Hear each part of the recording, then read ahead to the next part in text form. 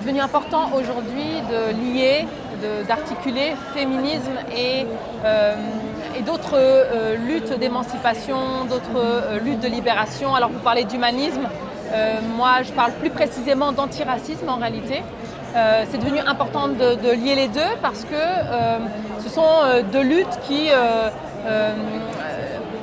s'articulent bien contre un même système d'oppression.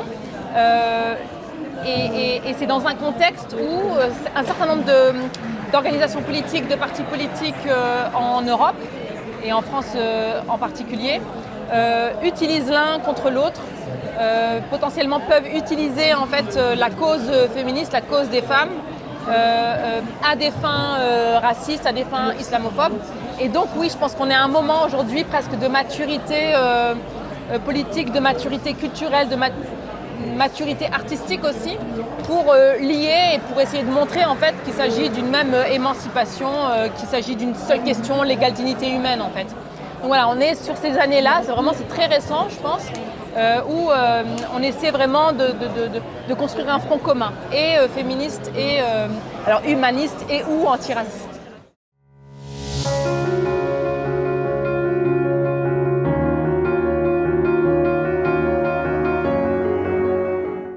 Alors moi je pense que ça a forgé notamment chez moi un très fort sens critique en fait. Le fait d'être ni de là-bas, du RIF, ni d'ici, entre guillemets, c'est-à-dire là où je vivais, là où j'ai grandi, là où j'allais à l'école, la France, et le quartier notamment précisément où j'ai grandi. Le fait d'être, entre les deux en quelque sorte, ça m'a je pense permis d'être critique par rapport à tout environnement en fait, c'est-à-dire à essayer de chercher ce qu'il y avait de meilleur et ici et là-bas, et aussi être critique par rapport à ce qu'il y avait de moins bien et ici et là-bas. Je pense que c'est le fait migratoire, l'expérience migratoire apporte ça en fait, un sens critique plutôt aiguisé.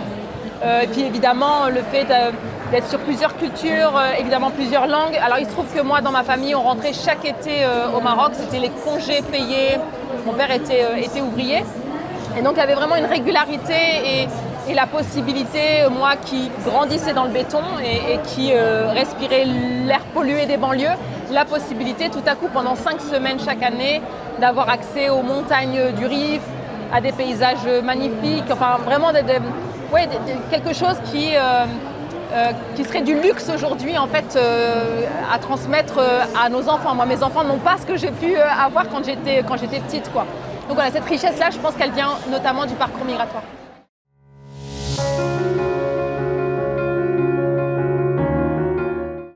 Alors ça par exemple, le fait de pouvoir circuler relativement librement entre la France et le Maroc, là où on pourrait considérer que c'est une liberté, donc la liberté de circuler, en réalité quand on se rend compte que beaucoup de compatriotes marocains, nord-africains, africains ne peuvent pas bénéficier de cette circulation-là sans entrave entre les deux continents, oui, ce parcours migratoire-là m'a poussé à travailler cette idée de liberté de circulation, c'est-à-dire qu'en fait, de prendre conscience que le circuler entre la France et le Maroc, entre l'Europe et l'Afrique, c'est pas une liberté en réalité aujourd'hui, c'est un privilège. C'est un privilège parce que j'ai un passeport qui me permet de circuler. Mais voilà, c'est pas une liberté parce que une partie de la population, une partie de l'humanité ne bénéficie pas de cette liberté. Donc voilà, c'est comment en fait on passe d'un privilège de certaines populations à une liberté fondamentale, c'est-à-dire dont tout le monde peut bénéficier, dont tout le monde peut jouir. Ça, je pense que ce va-et-vient, cette circulation entre les deux continents, je pense me pousse à vouloir élargir en fait cette possibilité à l'ensemble, et notamment de l'ensemble de mes compatriotes marocains.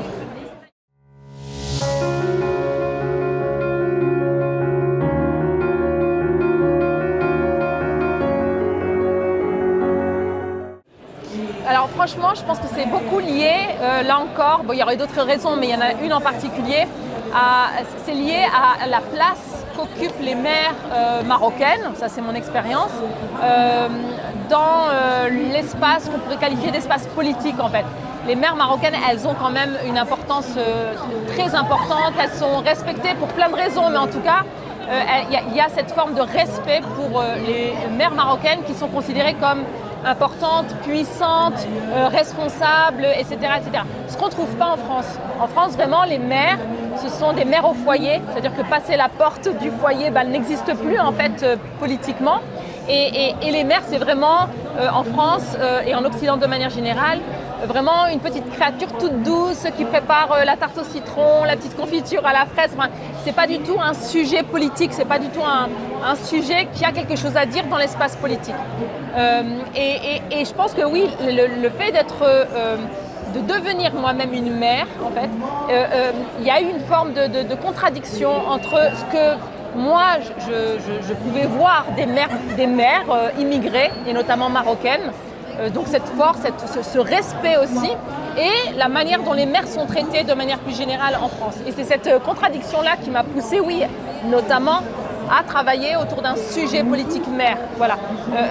En m'inspirant de ma mère, de nos grands-mères, etc., et de leur force, et en essayant d'amener cette expérience-là de force et de puissance et de résistance dans le champ féministe plus occidental où les mères n'avaient pas tant de place que ça.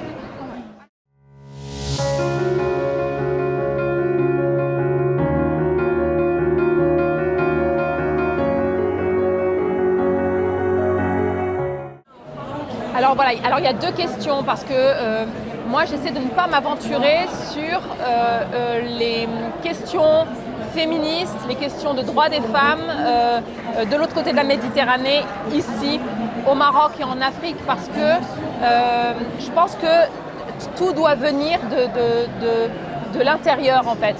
Tout doit venir de la société marocaine, des Marocains et des Marocaines, et surtout des Marocaines, mais des Marocains aussi en réalité, qui sont confrontés à des expériences, à des violences, à une réalité quotidienne, etc.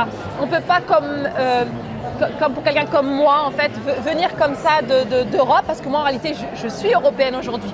Je viens de temps en temps pour les vacances, etc. Et le Maroc, évidemment, c'est aussi mon pays. Mais moi, je ne suis pas dans ce quotidien, je ne suis pas dans ces rapports de force, dans ce contexte. Et donc, on ne peut pas venir comme ça d'Europe pour dire voilà comment je vois les choses pour les femmes, comment il faut se battre, lutter, résister, etc. Ça, moi, je ne me permettrai jamais de le faire, que ce soit pour la question des femmes d'ailleurs ou pour n'importe quelle question. Non, moi, je peux agir en tant que aussi marocaine, en France et en Europe, pour faire valoir cette expérience-là de femmes racisées, de femmes musulmanes aussi, dans un contexte où j'évolue, où évoluent mes enfants et où j'ai quelque chose à dire et j'ai quelque chose à faire valoir encore une fois. Et moi, je peux témoigner du fait que depuis 20 ans aujourd'hui, les personnes comme moi, en fait, donc les femmes non blanches et les femmes musulmanes en particulier, nous avons réussi à obtenir de plus en plus d'espace. Nos revendications sont de plus en plus entendues. Et voilà, et on ne se laisse pas faire, quoi. Et ça, je vois bien que depuis 20 ans, il y a une évolution positive.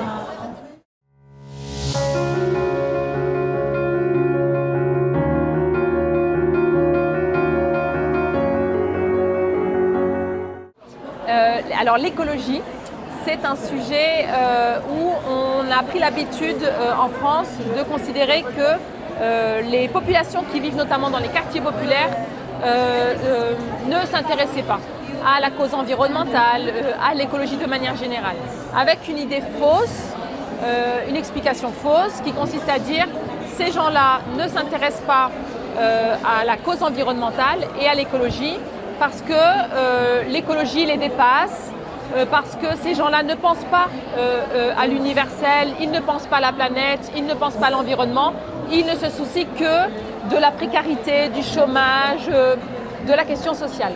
Et moi, j'ai essayé de répondre à ça en disant mais comment dans ce cas-là vous expliquez que ces gens-là qui en France et en Europe viennent d'Afrique, viennent du Maroc par exemple, se soucient de la terre ici au Maroc et en Afrique et s'intéressent à l'agriculture, s'intéressent aux puits, s'intéressent à la météo, etc. Donc autant d'éléments de la cause environnementale. Donc pourquoi ils s'intéressent à la terre de l'autre côté de la Méditerranée et pas à la terre où grandissent leurs enfants? C'est bien que l'intérêt, il est là, mais ils ne s'intéressent pas, et ça c'est l'hypothèse que je fais, à la terre où on leur répète qu'ils ne sont pas ici chez eux en fait. Et donc il y a un travail à faire pour que l'écologie intéresse tout le monde, et notamment cette population qui vient d'Afrique, il y a un travail à faire d'ancrage territorial. Si on dit à ces gens-là, vous êtes ici chez vous, cette terre c'est la vôtre, évidemment qu'ils auront, ces gens-là, plus d'envie en fait de protéger la terre où grandissent leurs enfants, quoi. Donc voilà, c'est comment en fait on fait de l'écologie un objet d'émancipation universelle.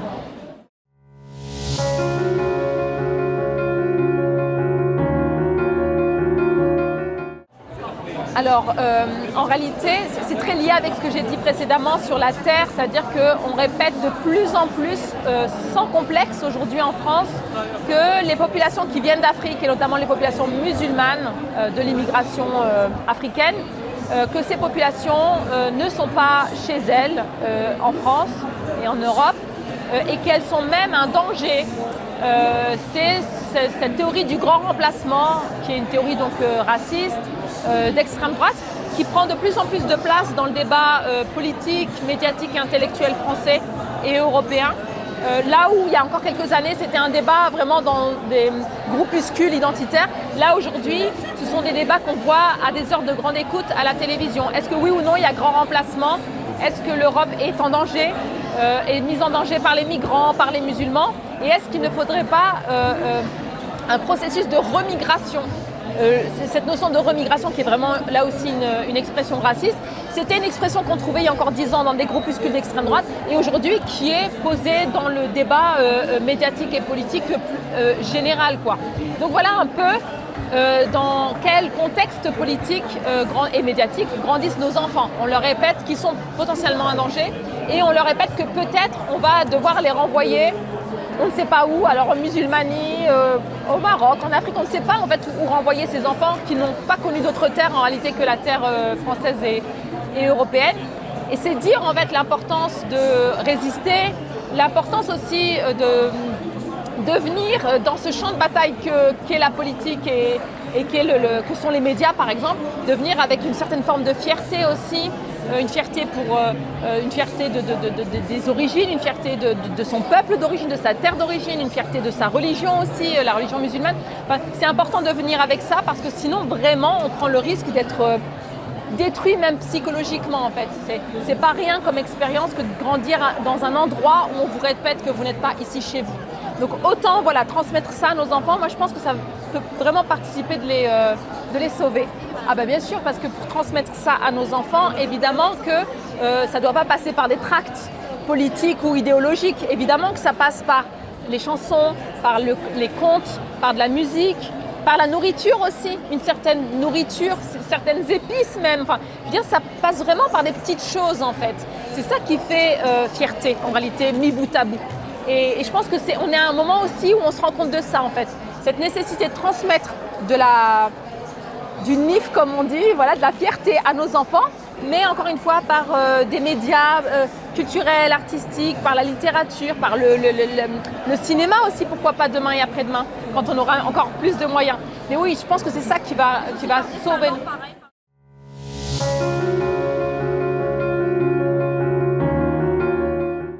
Oui, alors moi je travaille, alors déjà je me suis essayée là à la littérature alors que moi j'écrivais plutôt des essais politiques et là maintenant j'aimerais bien m'essayer au théâtre, mais justement dans cette idée d'aller tout essayer, tout expérimenter, tout est bon à prendre pour produire de la joie, de la beauté, de la fierté, quoi.